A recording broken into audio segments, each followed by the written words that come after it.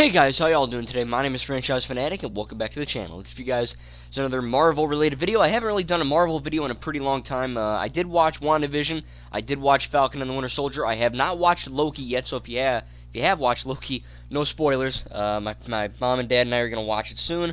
Maybe I'll do a video on it, but yeah, I haven't seen it yet, but I want to. Because Loki's a great character. But anyway, I saw the first episode of Marvel Studios' brand new animated show, What If? And you're going to be seeing some LEGO Marvel Superheroes 2 gameplay in the background. This is actually a really freaking good game to play for, talking about What If, because there's a lot of different kind of interactions and different crazy things that happen in this game, like, Captain America Noir, or Spider-Man Noir, Spider-Man 2099, Elektra Noir. There's all these different things in there, which is really cool, and I think that this is a good start for the animated show. And if you have not seen What If, it's on Disney Plus. But it's basically a animated half-hour long, TV miniseries, and it technically is canon within the MCU because I haven't seen Loki, but I do know that the multiverse is kind of more open than it ever has before, especially with like WandaVision, stuff like that. But I do think that it's canon, but you're gonna be seeing stuff like this first one was Captain America, Peggy Carter. Was it Captain Peggy, or I don't know, something weird. Peggy, something, Captain Carter, maybe? I think it was Captain Carter. And it's good, but it's not like completely canon where, they're rewriting the first Avenger. It's its own thing, it's its own universe, a different multiverse, so to speak. But I think that having an animated show in the MCU is actually a pretty friggin' smart idea, because the MCU started in 2008 with Iron Man, right? And now we're going on to, Shang-Chi, Black Widow, Eternals, Spider-Man No Way Home, all this different stuff. And now that Disney owns X-Men, Deadpool, Fantastic Four, Blade, all that stuff, they can kind of integrate those into the franchise more. But having an animated show is, I think, really freaking good, because it shows that it's more of a diverse thing, and I'm not trying to say that, Captain America's a woman. A lot of the I can understand why some people would freak out online, but remember, the comic books did it first. It's not canon. We're not trying to rewrite Steve Rogers or Sam Wilson, so don't freak out on me here. But some people will have a hissy fit online. But I think it was a good episode. It wasn't great. There's a few things here or there with the editing. Some of the voice acting was really bad. I think the guy that played Captain America, Josh Keaton, he just did a really bad Captain America. I'm not perfect at Captain America, but I even feel like I could have done better than him. Haley Atwell returned as Peggy Carter, which was really nice. But other than that, there really wasn't that too much in there. I think Arnim Zola, Toby Jones came back. So, some of the voice actors from the movie came back, which is really nice. I don't know why the hell Chris Evans didn't, because, it's not like he doesn't have enough money. But, I don't know, Josh Keaton, I don't know, no good. I just hear Green Lantern from Lego Batman 3. That's all I hear. But it was, besides, one or two little things like editing, like a voice acting thing, like one or two of these sound effects not really syncing too perfectly with the scene transition. Look, it's Disney Marvel Cinematic Universe. It's their first kind of forte into this, this realm of entertainment and realm of animation. And it wasn't bad, but, normally whenever I watch something MCU, WandaVision, Falcon, hopefully Loki, Endgame, Winter Soldier, Black, whatever it is, normally I walk away from that going, this is really freaking cool. I really love that. I loved that. I didn't love this. I just liked it. I just simply liked it.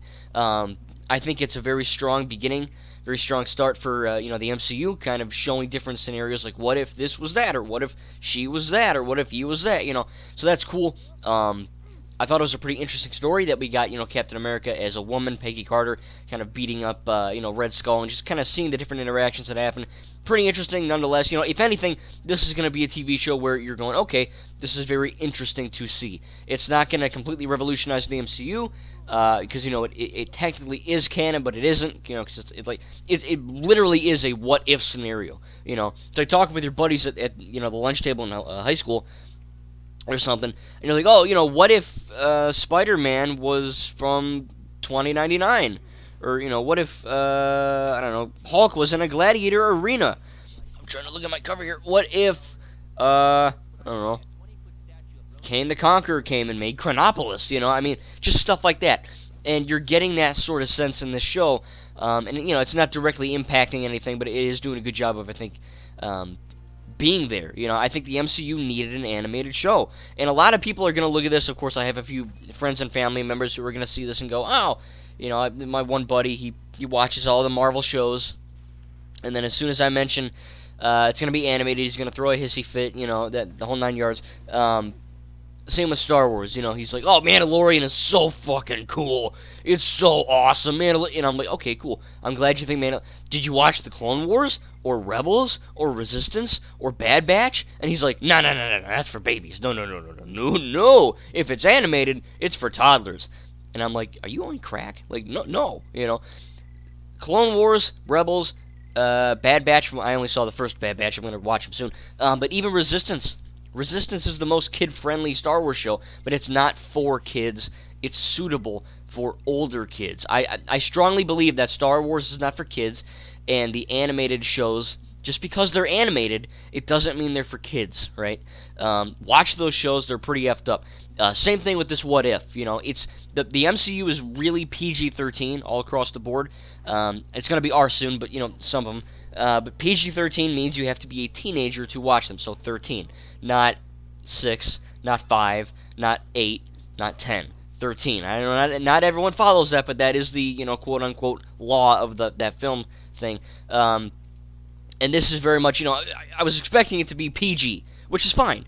Because, look, 90% of the shows that I watch are not for kids. They are suitable for kids, right? SpongeBob, Regular Show, Adventure Time, Ninjago, blah, blah, blah, blah, blah. They're all not kid shows. They're animated shows, right? Because they're for all ages. They're for everyone. You could be 8, you could be 20, you could be 50, you could be 100. Doesn't matter. You can watch it whatever you want. A kid show would be, Barney, Arthur, stuff like that. And this is definitely not a kid show.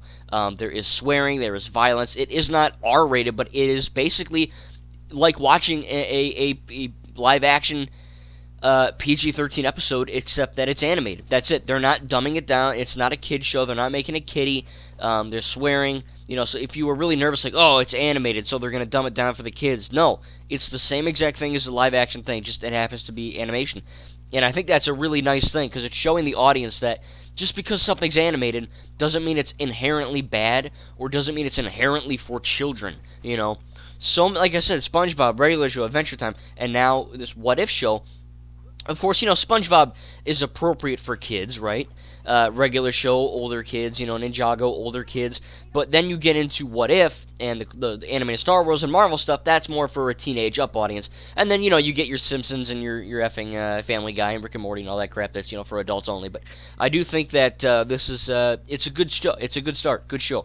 I really do enjoy it. I think it could have been better, but there's nothing that wrong with it. Again, just a few, writing things, a few editing things, nothing crazy, just, something that I went, ooh, okay. So if I guess I'm going to rate What If Episode 1, the one with, I'd probably give it an 8.5 out of 10. I thought it was a very good start. I think that this show has a lot of traction. It can really go places, and I'm really excited to see what happens next with this show. Now, I'm going to be watching Loki and Bad Batch soon. Don't worry about that, but we're going to be hopefully tackling What If. I'm not sure, I think one episode a week, I'm imagining. If you know specifically what day each episode comes out on, please tell me. Please tell me in the comments. I will, very much appreciate that. But anyway, I enjoyed it. I think this is a strong start. I think that we're in a good position in terms of animation with Marvel. And again, if you were really worried about this being kiddie, again, I just kind of told you, but it isn't. It's teenage and up, just like the rest of the MCU. I can't talk. But yeah, I'm very much excited to see what happens, where this goes. I enjoyed it. So yeah, hopefully you enjoyed my little review, talk about this show. I think it was very appropriate to have an animated MCU show. We've been getting so much animated Star Wars content, for teens and up and all that, and I think that this is a really good beginning for Marvel to do that as well. And I think the animation's great, voice acting for the most part is good, the story's cool, and if anything, like I said, it's a really dope feature. You can call your buddies or text someone, or and be like, hey, did you see that? Oh, maybe what if Daredevil was a zombie, or something like that. I think there's a lot of potential, especially now that Disney owns all these franchises, to kind of branch out and do different things. So again, I can't wait to see more. Hope you enjoyed this LEGO Marvel Superheroes 2 gameplay in the background. Tell me what you thought about Episode 1 of Marvel Studios' What If. Thank you guys, and I'll see you in the next video.